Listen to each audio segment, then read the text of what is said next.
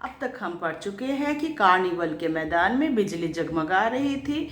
लेखक वहां खड़े होकर क्या है दृश्य देख रहे थे। आसपास जो लोग मेला जा रहे थे, मेला देखने के लिए आए हुए थे, उनकी ओर देख रहे थे। तो वहाँ पर क्या है, एक बालक के साथ उनका परिचय होता है और लेखक को पता नहीं क्यों वह बालक काफ़ी आकृष्ट करता है और लेखक तब उसे अपना दोस्त बनाने का निर्णय करता है। लेखक तब उस बालक से पूछते हैं कि भाई तुमने यहाँ पर क्या क्या देखा। तो वह बालक कहता है कहाँ पर निशाना लगाते हैं, कहाँ छुरी फेंकी जाती है, कहाँ तीर मारी जाती है, और फिर वहाँ पर जो जादूगर जो ताश का खेल दिखा रहा है वह बिल्कुल निकम्मा है, उसे खेल दिखाना नहीं आता है, उससे अच्छा खेल तो मैं ही दिखा सकता हूँ। ठीक है, तो उसके विश्वास में पूरी संपूर्णता थी, कोई बनावट नहीं थी। आगे हम पढ़ेंगे। मैंने पूछा, और उस पर्दे में क्या है, तुम वहां गए थे? नहीं, मैं वहां ना जा सका, टिकट लगता है। और पर्दे के अंदर जो हो रहा था वहां पर क्या है, छोटा जादूगर नहीं जा सका क्योंकि वहां पर क्या है, टिकट लगता है। मैंने मन ही मन कहा, भाई आज तुम ही मेरे मित्र रहे तो आज के लिए तुम ही मेरे मित्र बन जाओ। उसने कहा, वहां जाकर क्या कीजिएगा? बच्चा कहता, वहां जाकर आप क्या कीजिएगा? चलिए निशाना लगाया जाए। बालक क्या चाहता था कि वह निशाना लगाए, निशाने लगाने में उसे क्या है, ज्यादा दिलचस्पी थी। भाई आज के तुम ही मित्र रहे तो क्या है, आज के लिए तुम मेरे मित्र बन जाओ। उसने कहा, वहां जाकर क्या कीजिएगा? चलिए निशाना। मैंने उससे सहमत होकर कहा, तो फिर चलो पहले शरबत पी लिया जाए। तो लेखक भी सोचते ठीक है, बालक जब वहां नहीं जाना चाहता तो ठीक है, सबसे पहले क्या करते हैं, हम लोग शरबत पी लेते हैं। उसने स्वीकार सूचक सिर हिला दिया, तो वह भी राजी हो जाता है और कहता है ठीक है, पहले हम लोग क्या करते हैं, शरबत पी लेते हैं। मनुष्य की भीड़ से जाड़े की संध्या भी वहां गर्म हो रही थी। देखो, शीतकाल का दिन था, कार्निवल का मैदान था, तो वहां पर जाड़े की जो संध्या, लोगों की खचाखच के कारण क्या है, वहां की जो भीड़ के कारण क्या है, शीतकाल भी गर्म लग रहा था। हम दोनों ने मिलकर क्या किया, शरबत पिए और फिर क्या करते हैं, निशाना लगाने चले जाते हैं। राह में मैंने पूछा, तुम्हारे और कौन है? लेखक पूछ बैठते हैं, भाई तुम्हारे परिवार में और कौन कौन है? तो उत्तर में मिलता है माँ और बाबूजी। क्या कहता है बालक कि मेरे परिवार में माँ और बाबूजी हैं। उन्होंने तुमको वहां जाने के लिए मना नहीं किया। तब लेखक पूछते, भाई तुम इतने छोटे बालक हो तो तुम जो अकेले यहाँ आए हो, क्या तुम्हारे माताजी या पिताजी ने मना नहीं किया? तब कहता है, बालक कहता है, बाबूजी कहाँ है? बाबूजी जेल में है। अब जेल में है सुनते ही लेखक पूछ बैठते हैं, भाई जेल में है किस लिए, जेल में क्यों है? देश के लिए। तब वह उत्तर देता है कि देश के लिए बाबूजी क्या है, जेल गए हुए हैं। वह गर्व से बोला। तो बालक जो है, नन्हा बालक क्या करता है, वह गर्व से क्या बोलता है, बाबूजी जेल के क्या है, देश के लिए, देश सेवा के लिए क्या है, जेल में है। और तुम्हारी माँ? लेखक पूछता, तुम्हारी माँ? और वह तो बीमार है और तुम तमाशा देख रहे हो। तो लेखक को अच्छा नहीं लगा, माँ बीमार है, तुम तमाशा देखने आ गए हो।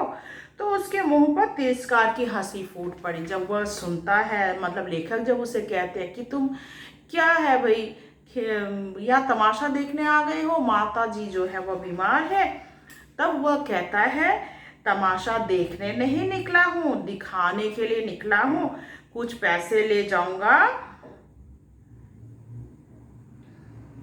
तो माँ को पथ्य दूंगा। तो मैं क्या, अगर कुछ काम करूंगा तो क्या है, माँ को पथ्य देना मतलब माँ के लिए कुछ दवाई मैं खरीद कर ले जा सकूंगा। मुझे शरबत पिलाने के बजाय आपने मेरा खेल देखकर मुझे कुछ पैसे दे दिए होते तो। बालक देखो कितना चालाक है, वह कहता है कि शरबत के पीछे आपने पैसे बर्बाद किए, वही पैसा देकर अगर मेरा खेल देखते तो क्या है, मुझे ज्यादा अच्छा लगता। मैं आश्चर्य से उस 13-14 वर्ष के लड़के को देखता रहा। तो लेखक फिर क्या है, सोचते ये इतना छोटा सा बालक, 13-14 साल का उम्र का है ये बालक, और वह लेखक क्या है, उसके इस उत्तर पर क्या है, आश्चर्यचकित हो उठते हैं। हाँ, मैं सच कहता हूँ बाबूजी। फिर वह कहता है, मैं सच ही तो कह रहा हूँ बाबूजी। माँ जी बीमार है इसलिए मैं नहीं गया। लेखक पूछते, कहाँ नहीं गए? माँ जी बीमार है तो कहाँ नहीं गया? कहाँ? जेल में। तो वह भी क्या है, देश सेवा के लिए काम करना चाहता है, देश की आज़ादी के लिए लड़ना चाहता है। तो इसीलिए वह कहता है देश के लिए।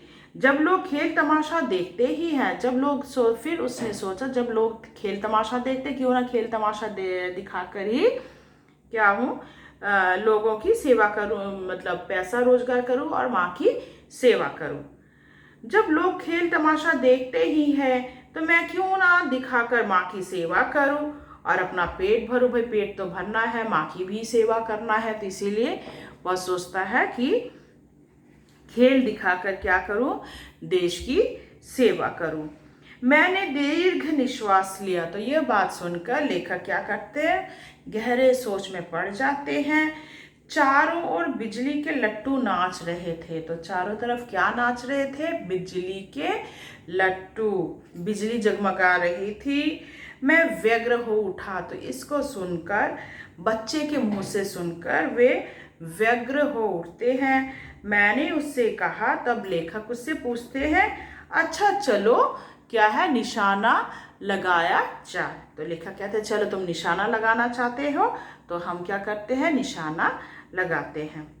हम दोनों उस जगह पर पहुंचे जहां खिलौने को गेंद से गिराया जाता था। तो फिर क्या है, लेखक उस स्थान पर पहुंचे जहां पर क्या है, गेंद से निशाना लगाया जाता है, से क्या क्या गिराया जाता है, खिलौनों को गिराया जाता था। मैंने 12 टिकट खरीदकर उस लड़कों को दिए। तो लेखक क्या करते, 12 टिकट खरीदते हैं और उस लड़के को दे देते हैं। वह निकला पक्का निशानेबाज। तो वह बालक जो है काफी चतुर था, पक्का निशानेबाज निकला। उसकी कोई भी गेंद खाली नहीं गई। तो जितना भी वो एम करता था, हर एक से क्या, कोई ना कोई खिलौना वह निशाना सही लगाता था। देखने वाले दंग रह गए। तो देख जो रहे थे वे भी दंग रह गए, अरे हर एक निशाना क्या है, बिल्कुल सही लग रहा है। उसने 12 खिलौने को बटोर लिया, लेकिन उठाता कैसे, 12 खिलौने भाई वो रखेगा कहाँ।